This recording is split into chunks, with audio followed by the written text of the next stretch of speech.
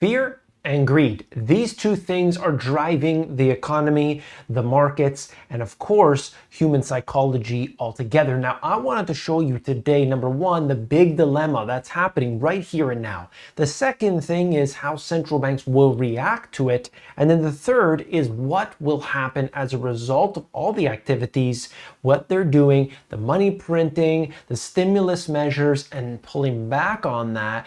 This is so important right now. Let's begin. If you stick with me throughout this entire video, I'm going to show you the ins and outs of what's happening in the financial system today and what you need to do about it. Does that sound good? Let's go. Hedge fund Elliott warns of more pain to come after 2022 market rout. Prominent asset manager says hyperinflation could spark one of the worst crises since the Second World War. Now, he's not the only one saying this. We've heard from Jeremy Grantham and so many others saying that after you print a whole bunch of money and you try to pull back from that, you are actually going to create a cataclysmic effect. Now, this is only known in time, and of course, nobody is going to be right 100% of the time, but we need to simply look at what they're saying and fit it in with all the other data that we have. The world is on the road to hyperinflation and could be heading towards its worst financial crisis since the Second World War.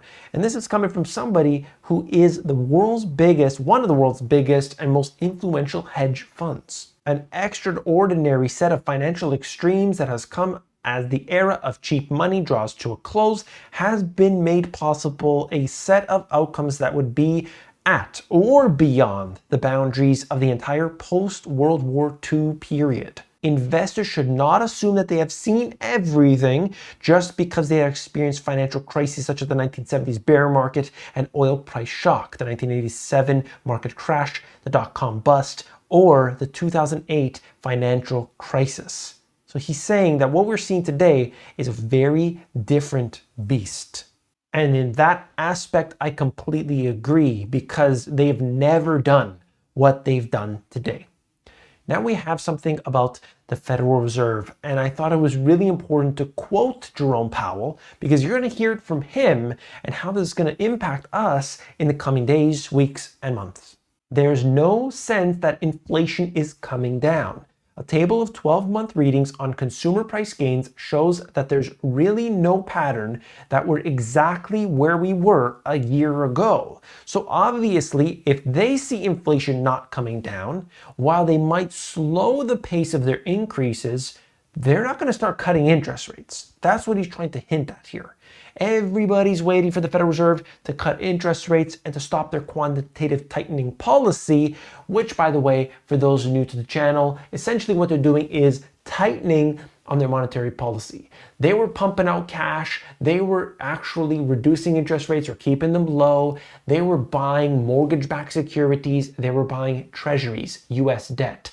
And now they're going in the opposite direction. So that has a direct impact, of course, on the markets because they love that.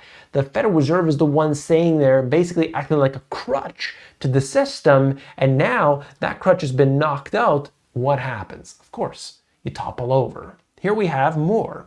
The labor market continues to be out of balance with demand substantially exceeding the supply of available workers. They are actively trying to slow down job growth. They're trying to actually create a situation in which there aren't millions of openings. There aren't companies that are able to spend a seemingly infinite amount of cash.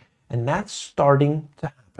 Bank of England raises its benchmark rate by 75 basis points, its biggest hike in 33 years. What's going on here for the Bank of England to do this right now at this time? Oh wait, we're going to start to soften up. No, we're not. Take a look here. 1 minute we're at 0% interest rates, the next we're at 3%. For the Federal Reserve, 1 minute we're at 0%, the next we're at 4%. It's truly extreme, to say the least. Bank of England expects UK to fall into the longest ever recession. I mean, I couldn't believe this when I read it.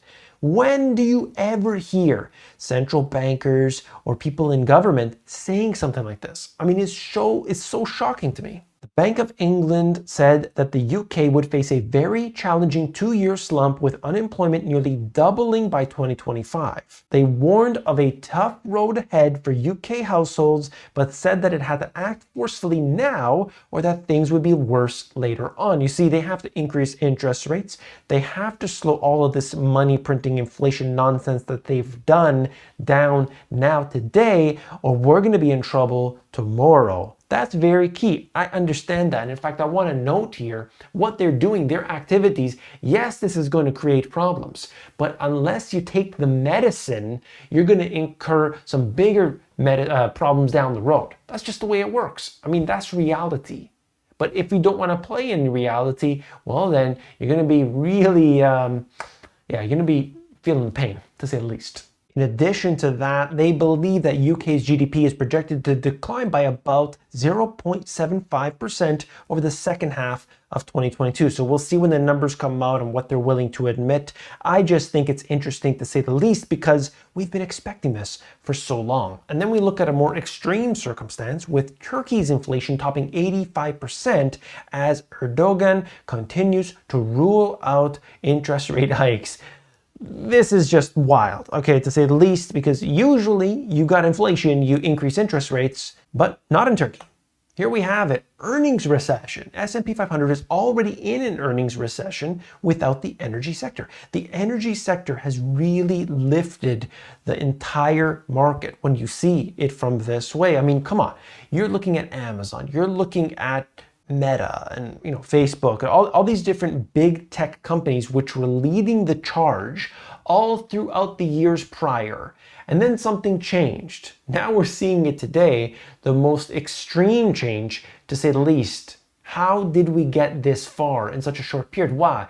When you look at what happened with tech stocks, it was going too far, too fast, and nobody wanted to actually believe that this could change. But here we are today. This has a direct impact on what individuals are facing. It's not, Meta, it's not all these different, Zuckerberg's wealth going down by 100 billion and all this. We're not shedding a tear. But what is important here is that for a lot of people, they rushed into buying a home. This is just one example. We have Toronto because it's the biggest bubble in the world right now today, according to UBS. And I do agree with that. Toronto home price slide slows with sellers holding tight. Benchmark prices in Canada's biggest city down 17.7% from the peak. This is extreme no matter how you look at it. As interest rates are rising here, we're doing this right into the end of the year. Just imagine here, this could easily get to 20% down from its peak. That is extreme in a place in which people do not believe that prices can ever go down. And we're basically there. Would be, an official bear market. Car loan rates head for the 14-year high in new barrier for buyers. This has been going up tremendously, as with everything else, credit card debt and so on, and people should be aware, okay? Because looking at all of this during the time, we've been experiencing super low rates, so people are able to borrow more. They're able to spend on a car that is, let's say, $20,000, $30,000 more than what they were buying that for not that long ago, but because they can spread that out with their debt payments, they're not in a hurry to do anything. They're not in trouble with anything, but now those prices are starting to hurt because interest rates are much higher. Layoffs hit tech sector with force as Amazon Lyft warn of economic downturn. In fact, I've seen many companies that are laying off a large percentage of their workforce. It is quite extreme, to say the least, when you look at all the details within it. I mean, it's not just one company, or it's not even just one sector. Tech is one of them, obviously, because they just went too fast. They were trying to grow too fast. They were trying to do everything, and now they're starting to reverse that. But it is affecting other sectors as well. Here we have it. Homelessness has risen 70% in California's capital inside the staggering emergency. So if you want to check it out for yourself, I've seen many videos on YouTube about this, people driving or riding their bike around these different areas, showing how, as they use the word, staggering this really is. Now, you've got many problems, not just in California, but other places.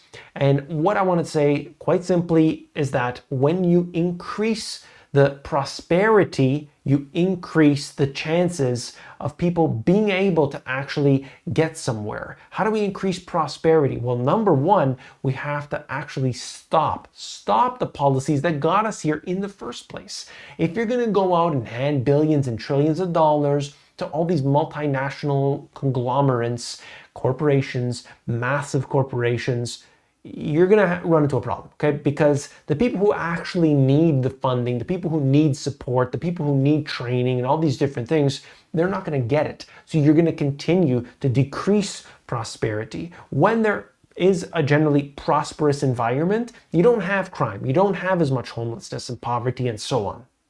That's the way it works. But today, things are really, truly out of whack. So let's break this down right here. As I talked about at the beginning of this video, we have fear, we have greed, driving everything. Here we have it. Central banks devalue their currencies by endlessly running their printing presses. That's the greed, right? Today, we see that the reversal of this trend has immediately created devastating results. Think about that.